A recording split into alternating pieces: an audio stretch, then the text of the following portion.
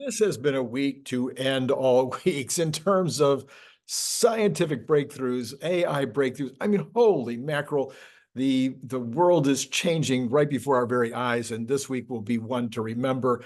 Let's start out with FSD version 12.3. It seems it's going to be rolling out fairly wide. A number of people already have it, and it has been described by several as the one. Omar's catalog is really thrilled. He's done 3 trips through San Francisco with just a single intervention. Others are reporting trips with no intervention. Some are saying that we will see a wide release this weekend. Don't know if I can confirm that as being true, but that has been reported.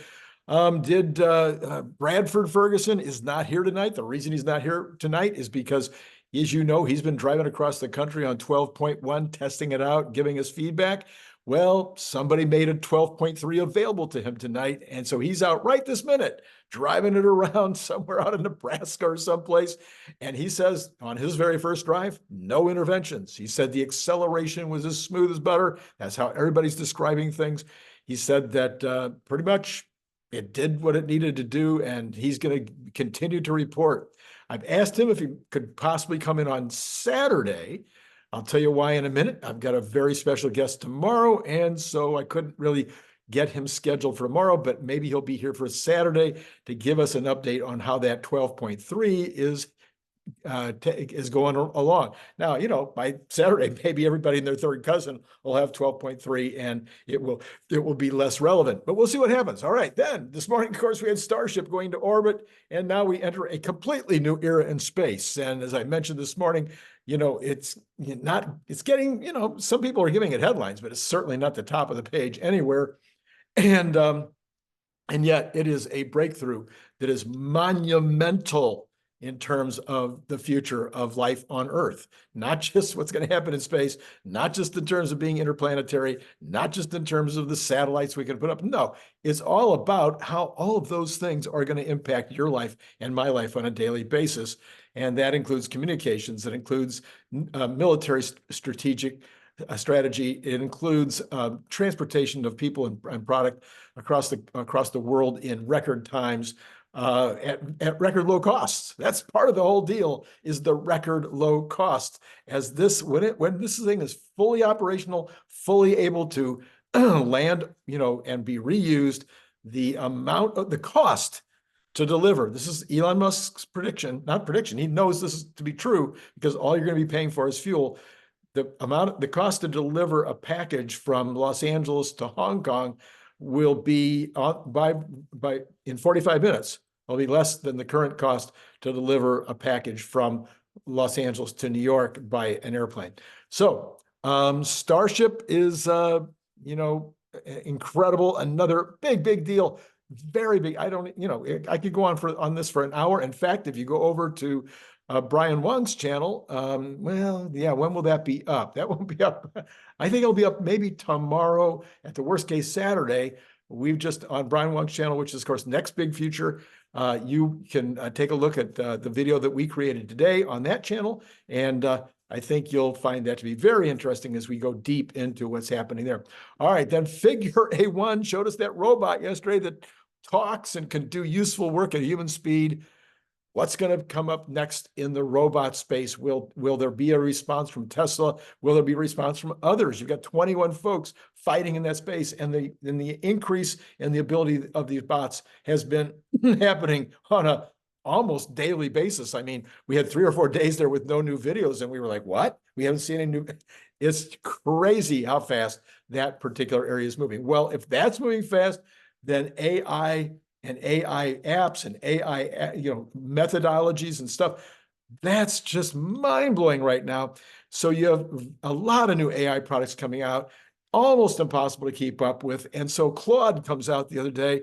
Claude, yeah, great name. Anyway, for 2 days, I've been trying to work in some time to go check out Claude. And in the 2 days where I've been trying to see if I can do that, a bunch of new stuff has come out that I want to test out also. You can't even keep up. Well, I'm probably leaving out some amazing tech that's hit this week. Let me know down in the comments below what I missed, because I'm sure I've forgotten something. Well, this is Randy Kirk, by the way. Hit like, hit subscribe, hit notify. Why do you want to hit notify? Okay, here it comes. Here's the teaser for tomorrow. You are not going to want to miss my midday show tomorrow. Gary Black is going to be joining the channel tomorrow. I'm going to be interviewing Gary, a long form interview. I don't know when I say long form. It'll be as long, I guess, as he'll let me go. We're going to be doing a very different interview with Gary Black. I'm not going to give you much more than that. I can just tell you that it will not be anything of what you're expecting, I don't think. I think it'll be extremely valuable in terms of getting to know Gary better, understand him better, understand where he's coming from, and to appreciate him even more than you already do. I think most of the people on this channel think Gary's an outstanding contributor to the entire community. I certainly believe that. I've complimented him many times on this show. Tomorrow, I'm going to be a pussycat. No, I'm not. This is not going to be a Don Lemon gotcha deal. This is going to be the new journalism where the goal is going to be not to show Gary up or to, prove that he's wrong about something. No, we're going to be there to learn, to get from his generosity of providing his time and energy to this community. I want to learn more. I don't want to shut him down in any way. I want to open him up. I want Gary to be as transparent and easy to understand as possible. Anyway, you do not want to miss that one. Hit the notify button. And of course, I think we'll have Larry Goldberg as usual on Friday night, although he is on his way back from Texas after having front row seats on the launch this morning. I'm sure that he is extremely thrilled. I haven't had a chance to talk to him since then, but I'm pretty sure he's excited. If you have a minute and you want to go down into the description below, by the way, did you know in the description below, I'm always putting down the shows that are coming up so you can kind of look ahead and see who's going to be on when or what we're going to be, a little bit about what we're going to be talking about. Try to stay 3, 4, 5 days, sometimes even a week out in terms of talking about the shows that are upcoming. Did you know that down there is all the ways that you can watch or see my guests on other places that they like, if they have a website or if they have their handle on X, all of that's down below every single day in the description. But what I wanted you to go check out on the description would be Patreon. There's a link. You can go over there. You can join Patreon and help support the show. That's assuming you get anything out of the show. Maybe there's nothing that's of value, but if there is some value, $3 a month, I think you could do it. Do you think you could do it? I'd really appreciate it. Okay. We've got this coming in right now. General Motors, who we all think is in terrible trouble anyway, has announced that the head of their software division has left. Let me just go ahead and go on to so this is, oh man, I cut it off. I don't know who this is from. Oh, Car Dealership Guy. Car Dealership Guy says, big shakeup at General Motors. Head of software is leaving. I spoke with a GM insider, and here's what he's telling him. Now that the news has officially broken, I can share this with you. For your information, Abbott is the ex-Apple VP that Mary brought in to fix our buggy software. My organization has been thrown into utter chaos by Abbott's sudden departure. We expect his entire team from Apple to leave with him. Also, you didn't hear this from me. Then, in my opinion, all GM EV launches for this year will likely have really buggy software akin to the Blazer EV. Mary's so-called team of Silicon Valley experts literally walked out the door. Now, I don't know how much of that is true, how much of that is not true, how much of that is sour grapes, but there you have it. Take it for what it's worth. I have no gripe or unhappiness with General Motors. I just think that they're making a lot of mistakes and are unlikely to survive the decade. Okay, 10 years. I'm sorry. We'll talk about that in a minute. I was going to go off on a story that's a little too early for. So based on the PPI information that came out today, the CPI information that came out the other day, the PCE information that came out 2 or 3 weeks ago, based on the Fed statements and everything else, I'm believing that right now, the June decrease in interest rates is off the table. I'm not sure that it's going to matter much at this point because a 25 basis points drop in June is probably going to be insignificant to anything except maybe to give a signal of what's going to happen in the future. I continue to be very worried about a recession, but as you'll see in a minute, more information coming out that doesn't sound very recessionary. I'm sticking with my 65-35, but let's take a look here. Auto inventory. So this is a negative. Auto inventories up in December, up again in January. And I'm hearing so the statistics that came in from the government say that those are up, but I'm also hearing from the grapevine that they're up in February and continue to be up more in March, that the dealers are now really complaining about inventories at this point. Now, there's other information out there that's suggesting that auto sales are okay, but that's one set of information that you can put in your information set to make a decision. All right, then we have retail inventories were up in January's retail. Retail inventories were up. Wholesale and manufacturing inventories were down, both 0.3%. Not significant move in either way, except that retail inventories, we just reported the other day, as a result of Kathy Wood, they were 9% over what they should be this time of year.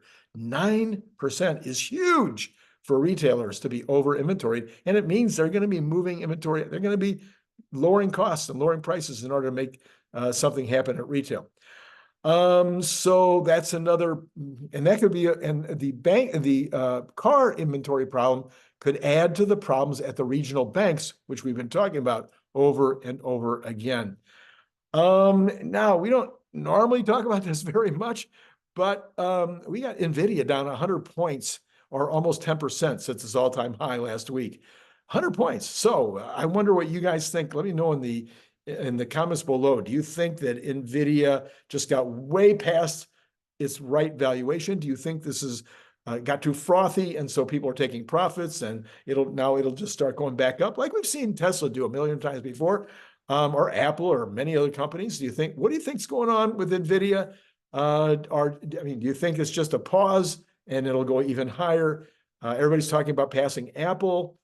What do you think? Okay, Bitcoin. We'll talk about that more in a minute. Going higher like a drunken sailor. All right, let's take a look where things are right now. You've got Tesla, which actually made up. So you could say, if you wanted to, on Good News Thursday, that Tesla is up for the after hours. But of course, it was down $6.98 earlier today at the end of the regular session, up 40 cents in the after hours. That does not make up for it. So another rough day for Tesla out there. Broke through some resistance, broke through some trend lines, broke through all of the 50-year, 50-week, and 100-week, all that stuff. People are calling the technicals of Tesla after the last 2 days. They're calling it broken. So I'm just reporting. I'm not judging, but as some people would say, looks like a buying opportunity to me. So we'll see. I don't have any dry powder, so I'm not, and that was not investment advice. All right, let's see. What do we got? Let's go ahead and take a look at the bonds. So the bonds were up over 10 basis points today. Not my favorite day for the way that the bonds were moving, up to 4.296, so over my 4.25 that I was calling an absolute max. When I say an absolute max of my personal preference. It had nothing to do with making a prediction, just my personal preference. So now we're pressing up against 4.3. In the after hours, it is down just a tad. The 2-year, however, is higher at 4.7. The 2-month is higher also at 5.4. So you've got in the K, yeah. So yeah, the inversion 4.3, 5. So actually, the 10-year 2-month has come down a little bit, and the 2-year is still sitting at about 4. Yeah, about 4. Yeah, almost exactly 40 basis points. So that's kind of in the normal range. Looks like I've somehow caused my computer to make a thumbs up sign. I don't know how I've done that, but enjoy it while you can. If I go like that, does that happen? I don't know. We'll see if it works again. All right, let's see. Let's go on to the oil patch. We have got the oils actually up in the regular session today, down 29 cents right now, but still sitting almost at 81. It turns out that there was some folks today coming out and saying that they're expecting a shortfall of production this year compared to demand. So this is a switch. They were expecting a little bit of an extra, some additional, but now they're saying that there's going to be a shortfall. Now, you know that the Russia group, the Russias and the Saudis and that little smaller group have cut a number, I forget, 1.5 million barrels a day or something from what they could produce or would normally produce under the OPEC agreement. That continues at least through the end of the first quarter. Most people think it's going to continue all year. That could change. So much could change. But for right now, oil is up a little bit, mostly because of that, not so much because of international turmoil in the Red Sea, et cetera. Okay, then we've got natural gas, $1.75, up a tiny bit in the after hours, the pre-market. So we'll see what happens there. We have got the dollar gaining again, a little bit up, not dramatic, but when you've got the bonds going up, then when treasuries are up, when the Fed is up, when all that, when the interest rates are up there, then people tend to want to put their money into U.S. Dollar denominated items, and it causes the value of the dollar to go up. For those of you who are planning to go to Europe this summer, good for you. It's going to be a positive thing. Anyway, gold is down just a tad, still sitting at 2166. Copper is up just a tad, also 0.09% in the pre-market, but still over $4. We have got then the Bitcoin. So it is down 1,300 for the day, sitting at almost 72, 71,849. Of course, it's been going up like crazy. At some point, I'm going to have somebody on this show. Put some recommendations below. Who would you think would be the best person for me to invite on to teach me about Bitcoin, to not debate me? I couldn't debate Bitcoin at all. All I can do is sit there and go, it doesn't look to me like there's any underlying value. I understand the maximum number can be produced. I understand all that. I understand that the Bitcoin will never be used to create an economic situation in any one direction. Therefore, it doesn't fall under the problems that a dollar does. I understand that. Anyway, I get all that. I still don't understand what happens if people just say, I don't think there's any value there. It could just collapse overnight for absolutely no reason. Sort of no reason. All right. What about equities? We've got the Dow down 15 or 0.04%. The S&P down a buck. 0.02%, and the NASDAQ down 18, down 0.1%. So the NASDAQ, again, kind of down more right now than the rest. Yeah, that's another good question. What do you think? Is the stock market going to take a breather here? Maybe the stock market's just run up too far. Some people are saying it's got a lot more room to run. Of course, on any given day, you can get almost any opinion you want.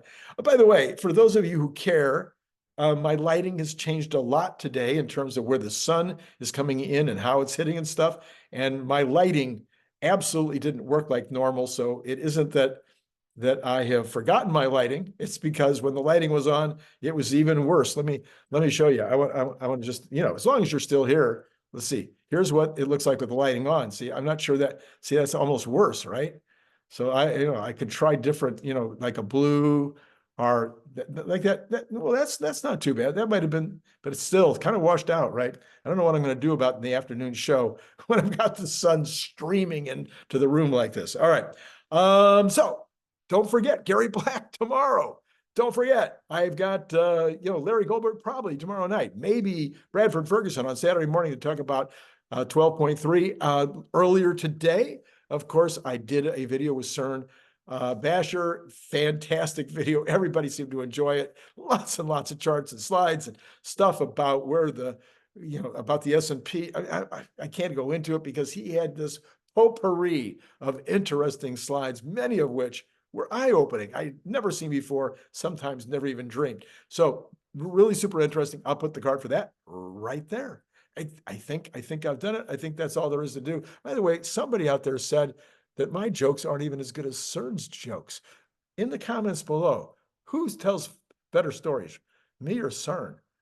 Now, be kind here. I mean, be honest. I don't care. Don't be kind. Be honest. I don't know. Maybe I don't want you to. Maybe I don't even want to know. Okay, I'm done. I'm out of here. It's been great talking to you.